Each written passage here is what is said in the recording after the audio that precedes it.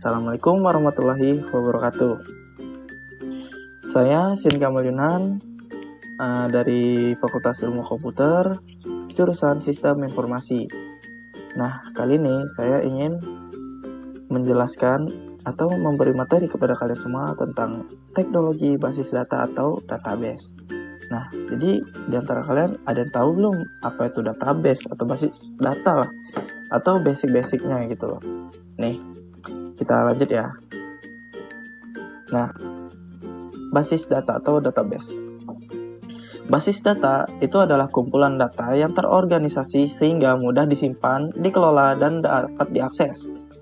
Digunakan untuk mendukung proses pengolahan data secara efektif, cepat, dan aman. Nah, contoh penggunaannya ada di database sekolah untuk menyimpan data siswa, guru, dan juga nilai. Lalu ada juga database toko online, pencatatan tentang keluar masuknya uang, atau semacamnya. Lalu ada juga database perbankan. Nah, tujuan basis data ini apa sih?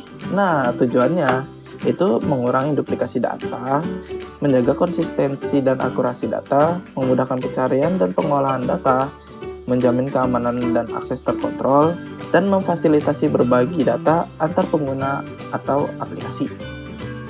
Nah, komponen utama basis data tuh ada 4, yaitu data sendiri, yang pasti ada data dong. Lalu hardware, pendukungnya, software untuk memberi perintah kepada hardware-nya, lalu ada user atau pengguna yang menggunakan basis data tersebut. Nah, yang pertama ada data nih. Data tuh informasi yang akan disimpan ke dalam tabel. Jadi, data-data itu akan disusun di dalam tabel. Nah, itu namanya basis data, guys. Lalu ada juga hardware. Hardware yang mendukung itu seperti di dalam server itu ada storage, ada komputer, dan jaringan. Biasanya hardware ini mendukung server di dalam komputer untuk menjalankan sebuah perintah untuk basis data. Lalu ada juga software, yaitu DBMS, atau di dalamnya ada MySQL, PostgreSQL, Oracle, SQL Server, dan SQLite, dan lain-lain. Nah, ada juga user pengguna. User pengguna ini dibagi 3. Ada administrator yang mengelola database, lalu ada programmer yang membuat aplikasi yang menggunakan database, dan juga end user atau pengguna akhir data. Nah, DBMS, Database Management System. Nah, Database Management System ini atau DBMS adalah perangkat lunak untuk membuat, menyimpan, mengelola, memanipulasi, dan mengamankan database. Contoh DBMS yang populer ada MySQL, PostgreSQL, Oracle Database, Microsoft SQL Server, dan MongoDB atau NoSQL. Nah, model-model database ini ada 2, yaitu Relational Database (RDBMS) dan NoSQL Database. Nah, contoh yang Relation Database itu menggunakan table, paling umum digunakan contohnya MySQL atau PostgreSQL. Nah, dia pakai bahasa SQL. Nah, ada lagi yang satu lagi namanya NoSQL Database. Nah, dia tidak menggunakan tabel dan lebih fleksibel. Contoh, untuk data besar dan tidak struktur dan tidak terstruktur. Jenisnya kayak dokumen, key value, graph atau grafik lah ya. Lalu ada columnar. Contohnya ada MongoDB, Cassandra, dan Redis. Nah, struktur database relasional. Strukturnya nih ada 6, yaitu database, kumpulan data, table. Lalu table itu sendiri kumpulan data bertipe sama, lalu record, satu baris data, field, atribut dari tabel, primary key, penanda unik, dan foreign key, hubungan antar tabel. Nah, SQL. Nah, Bang, apa itu SQL, Bang? SQL itu bahasa ya guys ya, bahasa yang digunakan dalam database. Jadi, ada jenis-jenis perintah dari SQL ini, yaitu yang pertama ada DDL, Data Definition Language, yang berisi perintah yaitu create, alter, and drop. Lalu ada DML, Data Manipulation Language, yang berisi select, insert, update, and delete. Lalu ada DCL, Data Control Language, yang berisi grant and revoke. Lalu ada TCL, Transaction Control Language, yang berisi commit and rollback. Nah, Bang, keuntungan dan kekurangan serta contoh implementasinya apa aja tuh, Bang?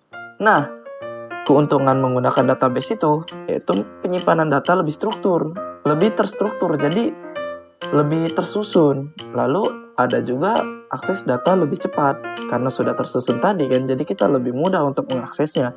Lalu ada juga data aman dengan kontrol akses. Jadi nggak sembarangan orang itu bisa mengakses data kita karena udah terstruktur kan, udah pas keamanan udah terbentuk gitu loh. Lalu mendukung banyak pengguna. Nah, multi user. Jadi kalian pernah tahu kan kalau misalnya ada website itu kita mau masukkan login, sign in, sign up. Nah, itu namanya multi user. Jadi kita bisa memasukkan akses orang lain dengan banyak gitulah. Jadi banyak akses dari orang-orang itu.